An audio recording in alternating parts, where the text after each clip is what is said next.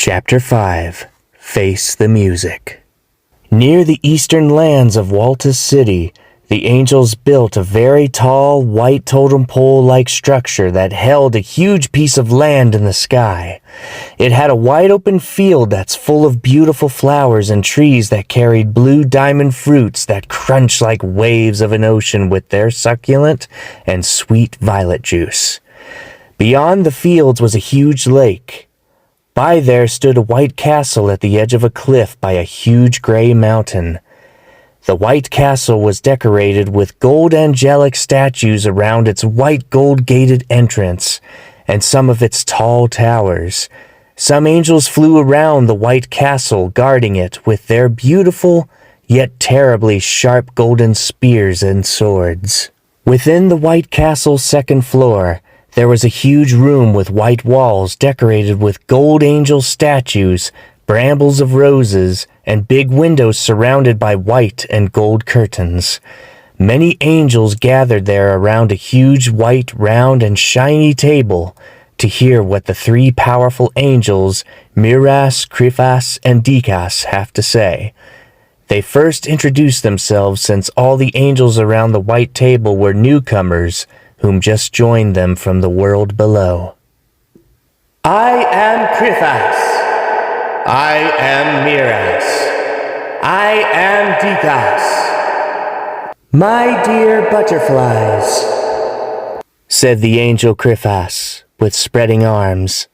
You are all cleansed by the son of Godun, Crephal. Miras spoke next with a slowly swinging right arm. In these untainted lands, we shall form a society where all will serve Crephal and the Heavenly Father Godun. Then Dicas spoke right after. Remember this. Only the pure and untainted are welcome here. He swung his left arm with his hand opened, with fingers stiffened as he spoke his next sentence. Do not let any filth walk here, for they will dirty the lands with their misguidance. The filth below us think they are meant to steer their own ship. But all of you know that they are wrong, for only Godun can steer your ship properly. He guides us and defines us all. No one can do anything on their own. No one can forge their own destiny. Only Godun defines our destiny, for he knows us more than we know ourselves.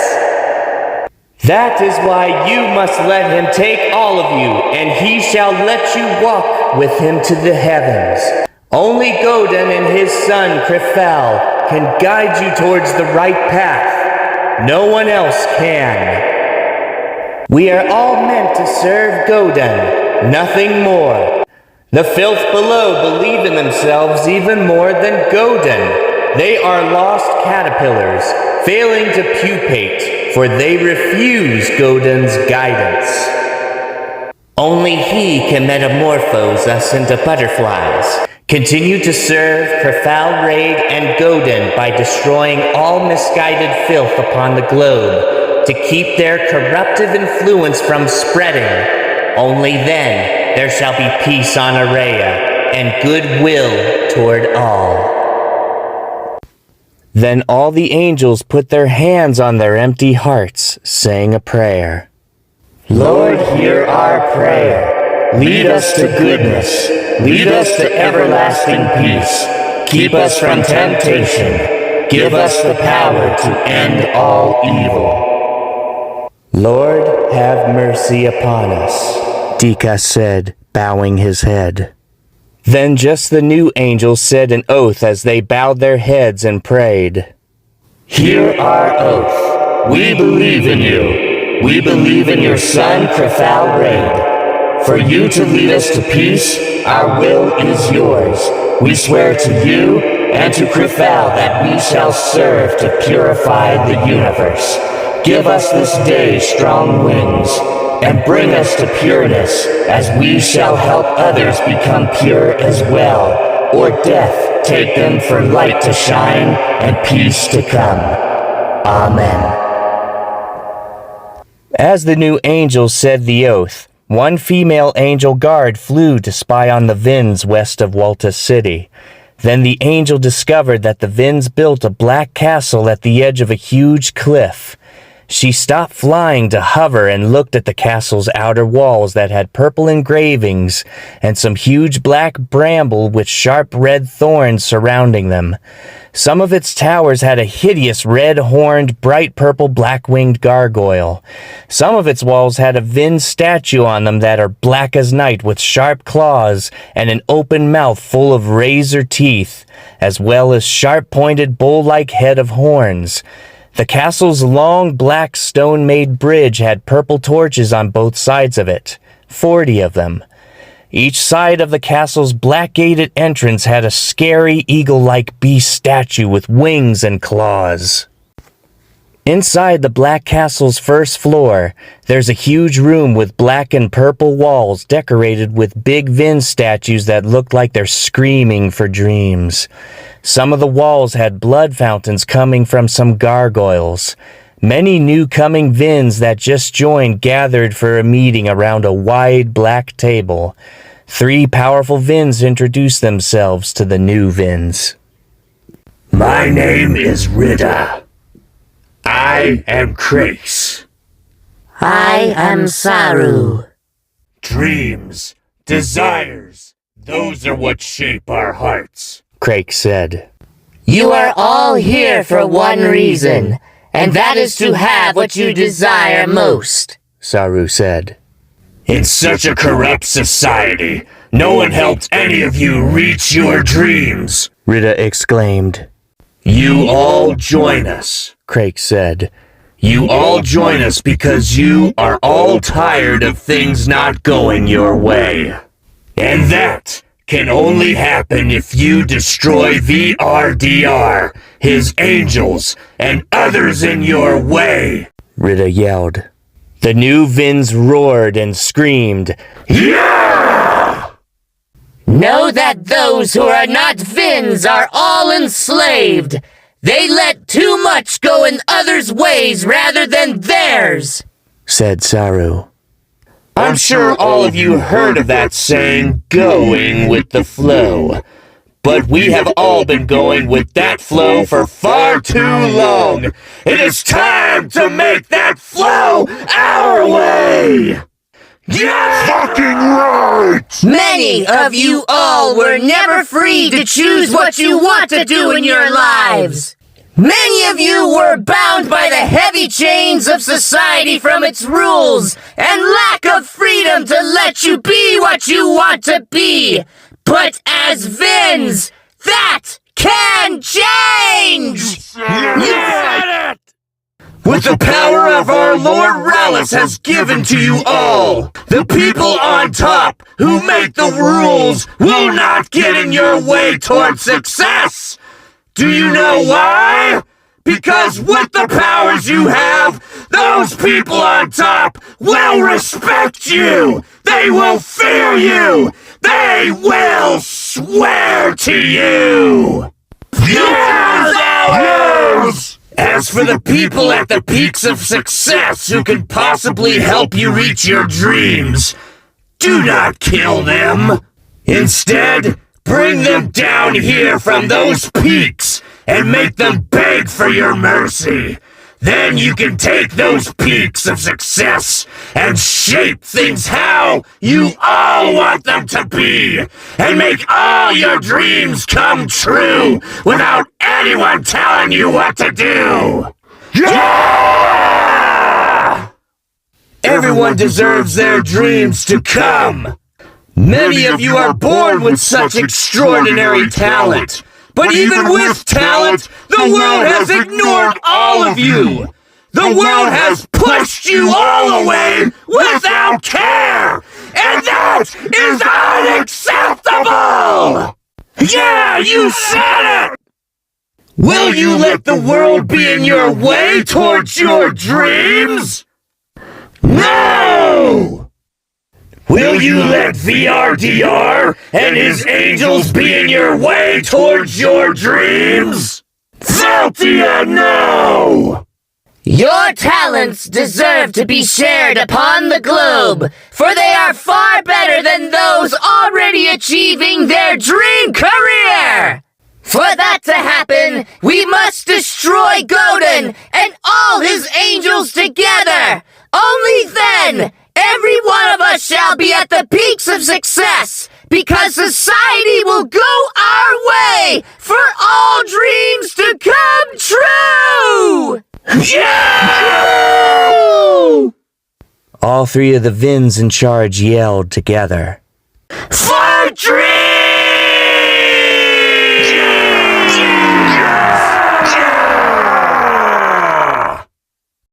Rita spread his moth-like wings with a defiant sneer.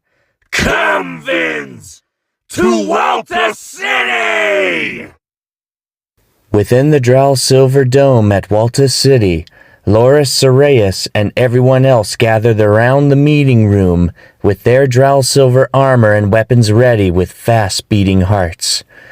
Their leader stood in front of all Team Drall Silver members. Everyone! Renard shouted. Today, we shall face the angels and Vins to save as many innocent lives as possible. Renard pressed a button on his gray tux's right sleeve near its end by his wrist to have the wall show people a holographic map. This is the map of Waltus City. The angels have their stronghold east of us, while the Vins have theirs in the west. So we're monkeys in the middle of the battle between angels and Vins, a man said. Yes, Renard responded. We're right in the middle of the war zone, and what's worse, the Vins and the angels each have a stronghold, but it could also be convenient. Convenient? There is nothing convenient about it, a Phielly man exclaimed. What I mean is each of those in charge are there as well, which means the two, Lorris and Cereas, can find Rallis and Crephal to destroy them. Renard, why do they build their strongholds here out of all places in the world? A Zaya woman asked. Renard looked at Lorris and Cereas while he answered. It's because there are some powerful people here Crephal and Rallis want to see. Lorris and Cereas looked at Renard, knowing what he means from when they last talked. Everyone, to the front doors at once, Renard yelled. Minutes later, all 30 people got their weapons ready by the front doors of Thorny Rose as Renard spoke to them. My dear brave people, the angels and Vins are powerful, but they are no match for those who follow their own footsteps, like all of you do. Let no one change that. The Vins believe that dreams and desires are important. They are. But there are more important things. Our friends, our family, and the rest of the people upon the globe. The angels believe in Godin even more than themselves. They put VRDR first above all things, including their own friends, their own family, and the rest of the people upon the globe. It's wrong, everyone, because it's the people who are most important. We must protect what is beyond both the Vins and angels, other people. Protect not for Godin, but for all people. The more we protect, the more friends and family we shall make. Friends, family, that's what we all are. We are brothers and sisters of Team Drall Silver. Let neither the Vins nor the angels set you off balance. Always maintain yourselves by using your feelings well. Let's get out there and show the angels and Vins what's really important. Follow me! Everyone was encouraged by Renard's words, anxiously following him outside. They saw the angels and Vins fighting each other with their magic and weapons as Renard continued his inspiring, blood-pumping speech. Some of you have fear in your souls, but think of more there is to fear when you run away. losing your friends, losing your family, and worst of all, losing balance within yourselves. There are many who tried to flee, but all were still found and turned into either angels, Vins, or nothingness and death, which is why fighting against them together is the only choice we have. Get your weapons ready. Remember, extremely into religion and extremely into desire both have something in common. They both cause war. Let us end it by kicking both the angels and the Vins out of our planet Aurea!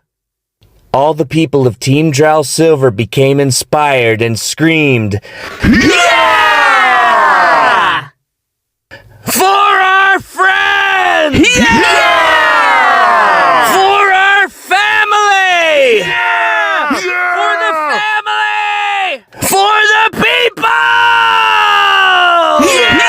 For the people! For balance! One of Team Drall Silver, a Sonetian male, blew a Drall Silver horn. After that, they all charged right at the angels and Vins, screaming with courage and might.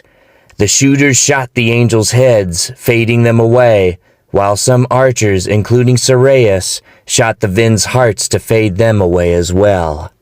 "Oh dear Godin," Cereas said with stiffened muscles in her rapidly pumping heart. "I killed them!" She was still with uncertainty, standing like a statue as a Vin charged after her, and was about to pound her with a red and black sledgehammer. "Sis!" Lorris screamed, charging after the Vin. "Get away from her!" His back had transparent butterfly-like wings once more that appeared only while he was charging. He defeated the Vin with a powerful punch through its heart in time, fading the Vin away in smoke. "Sis! Snap out of it!" Cereas shook her head immediately after hearing Lorris. "Bro," she said, "I know this is your first time killing someone, but you must destroy them, or they'll do worse to you." Cereas gasped with her eyes open wide and saw that an angel was coming behind Lorris with a gold sword. Her transparent butterfly-like wings showed from her back briefly as she quickly aimed and fired a Drall Silver arrow at the angel's head with her bow, fading that angel away in gold dust. "What was—" Lorris stood with his jaw dropped. "You had wings!" I did?" Cereas stood still with her open mouth, heavily breathing. "I couldn't have seen things!" Lorris exclaimed. "Damn it! More angels and Vins here! Hurrah!" He just punched an angel's head off with his left hook punch. When another Vin came close to Cereas, she killed it without hesitation by stabbing its heart with a Drall Silver arrow by hand like it was a dagger. Those with guns shot the angels' heads and the Vins' hearts with their Drall Silver bullets, while Renard used his left wing to deflect the angels' light arrows back at their heads, then stabbed some Vins' hearts with his 2 Drall Silver swords. He then jumped high and landed a stab on one angel's head, then another right after. The close and personal fighters used their Drall Silver swords, axes, whips, shields, and hammers to defeat the angels and Vins. They've deflected the angels' light arrows, Vin arrows, orbs, and beams with their weapons they all used as shields. Even their Drall Silver armors deflected the angels and Vins' projectiles and magic back at them, which still gave the close-ranged fighters the upper hand despite their lack of superpowers. As for the few with Drall Silver gloves, including Lorris and a Zaya woman, they punched some angels in the head, while with the Vins they punched through their rib cages to their hearts. They even did well against angels and Vins whom used magic, bows, and ancient guns by blocking the bullets, spells, and arrows with their powerful Drall Silver gloves to deflect them back. Lorris, however, grabbed the angels and Vin's projectiles with his sudden supernatural reflexes while his transparent butterfly-like wings appeared briefly once more. Then he threw the bullets, angels, and spells back to the Vins and angels to defeat them. Lorris paused for a moment, since the angels and Vin's closest to him were gone as well as his wings. What is this power? Lorris thought. I can't believe everything that happened. What I just did. The Zaya woman near Lorris didn't see what happened to him because she was too busy using her Drall Silver gloves to take the weapons from the angels and Vin's hands to use against them. She took an angel's gold spear with proper timing and a spin to turn around and stab the angel through his head. With her flexible legs, the Zaya woman knocked a Vin down with a high kick in the chin. Then she quickly front-flipped forward for the gold angel spear she took to stab through the Vin's right chest to keep it held down the ground. To finish the Vin, she let go of the spear and punched through the heart. She then gave some advice to Lorris afterwards. Your hands are not just for punching, they're for taking. She jumped on another angel and ripped his head off with her strong arms and powerful burning Drall Silver gloves. Lorris heeded the Zaya woman's advice and faced another female Vin with a red sword. When she tried slashing Lorris with it, he grabbed the female Vin's red sword, then stabbed the female Vin in the heart with it. Sorry, babe, but you're not my type, he said. Then an angel flew and punched his back with its golden glove that was decorated with sapphires, rubies, and emeralds. Lorris was knocked down on his belly. He immediately turned his head and saw the angel raise her right fist to finish him quickly. But before that happened, a Drall Silver sword was through the angel's head, which faded into gold dust. Lorris looked through the gold dust and saw Renard come close to help him up.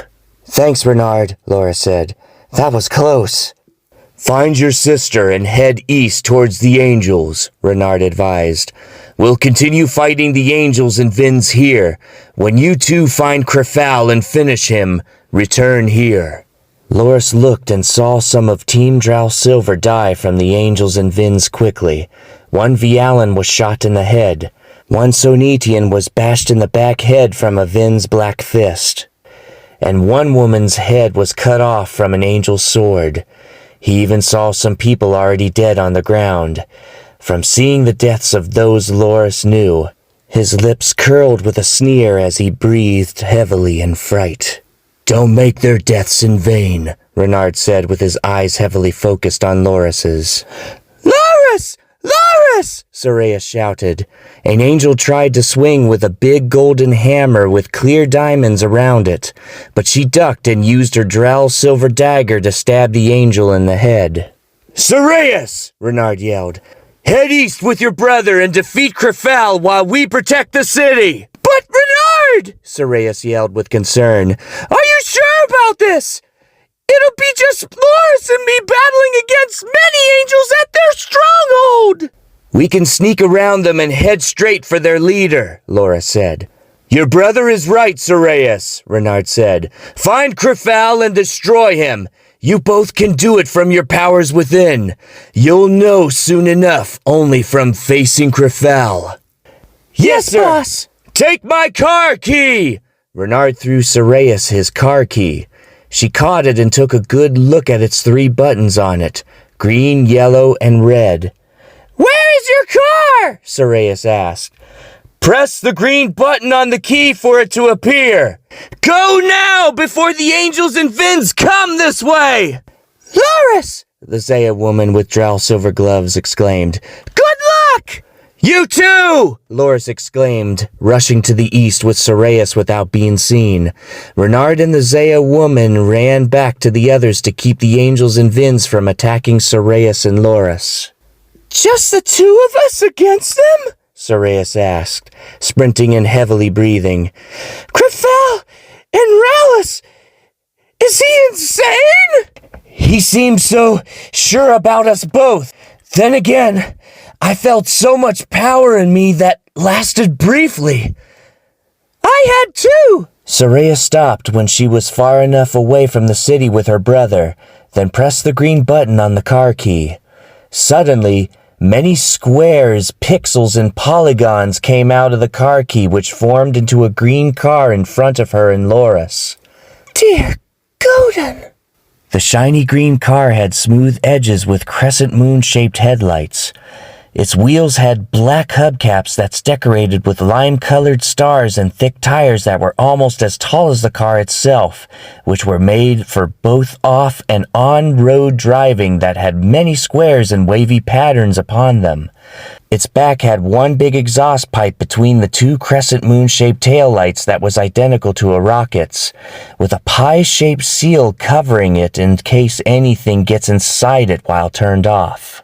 Lorris became strongly fascinated with the green car. Whoa!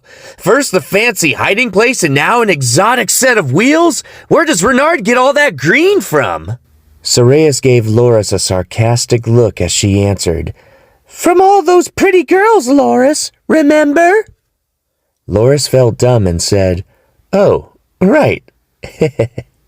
Cereas tried to open the doors of the green car, but she couldn't. "How do we open the doors?" she asked.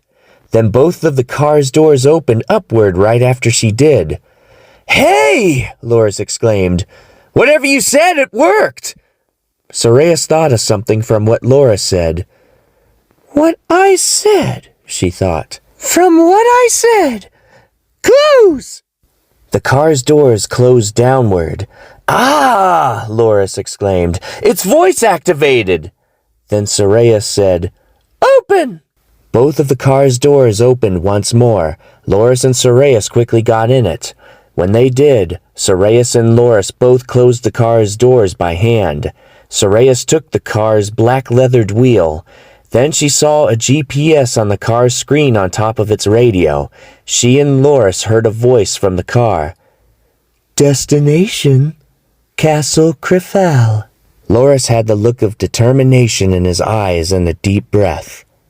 "Crephal will pay for everything he's done to us." "And Rallis, too!" Cereas stepped on the accelerator panel to drive on the way to the east.